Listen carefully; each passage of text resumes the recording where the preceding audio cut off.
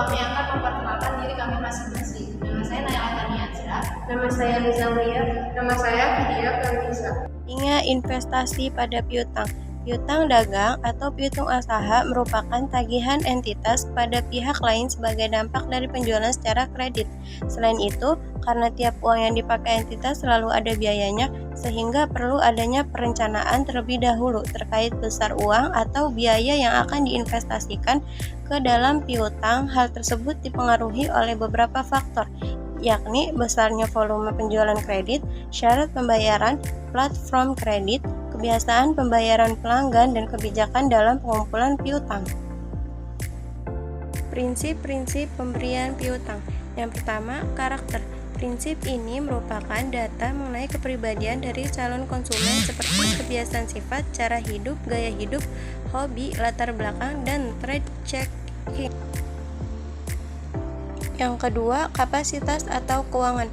Prinsip ini merupakan data yang dilihat dari kemampuan calon konsumen dalam segi pengelolaan usahanya yang bisa dilihat dan dinilai dari pengalaman, pendidikan, mengelola usaha, atau dapat dikatakan menilai dari riwayat perusahaan yang pernah dikelola oleh calon konsumen, pernah mengalami masa sulit atau tidak, bagaimana cara dalam mengatasi kesulitan tersebut, dan lain sebagainya. Yang ketiga, ada kondisi. Prinsip ini juga diperlukan dalam mempertimbangkan dari sisi kondisi ekonomi yang berkaitan dengan prospek kerja atau usaha terhadap calon konsumen di masa yang akan datang. Selanjutnya, ada prinsip-prinsip pemberian piutang. Yang pertama, capital atau modal.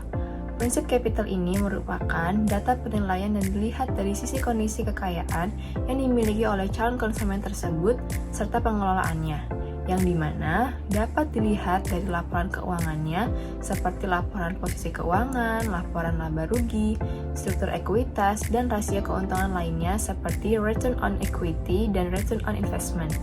Yang kedua, kolateral atau agunan. Prinsip ini merupakan bentuk jaminan yang kemungkinan dapat disita apabila calon konsumen nantinya benar-benar tidak dapat membayar atau memenuhi kewajibannya.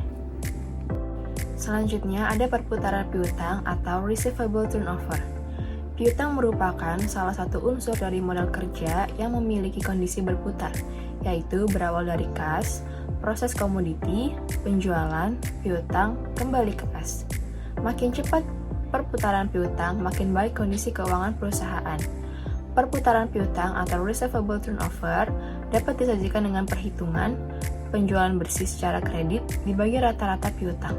Kemudian, 360 hari dibagi perputaran piutang menghasilkan hari rata-rata pengumpulan piutang atau average collection period of account receivable.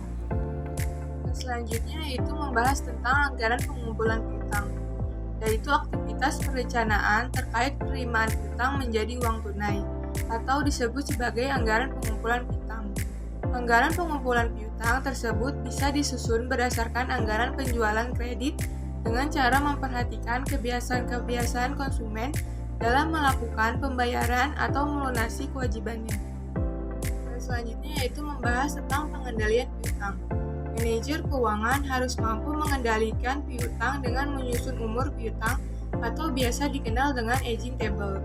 Tabel tersebut akan memberikan informasi mengenai jumlah piutang-piutang yang dapat segera ditagih maupun yang sudah melewati jatuh tempo, serta dapat digunakan untuk melakukan evaluasi terhadap pemberian piutang kepada debitur atau supplier perusahaan.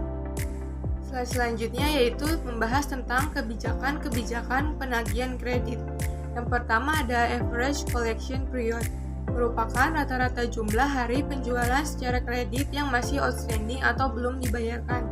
Komponen dalam average collection period yaitu waktu yang dibutuhkan sejak terjadinya penjualan hingga dengan pembayaran serta waktu untuk memproses dan menerima pembayaran dari supplier. Selanjutnya yang terakhir yaitu ada aging of account receivable, merupakan sebuah teknik pemantauan kredit dengan menggunakan jadwal yang menunjukkan persentase dengan total sisa piutang yang masih belum dibayar untuk periode waktu tertentu. Teknik ini bertujuan untuk dapat mengetahui masalah-masalah dalam piutang dengan tepat.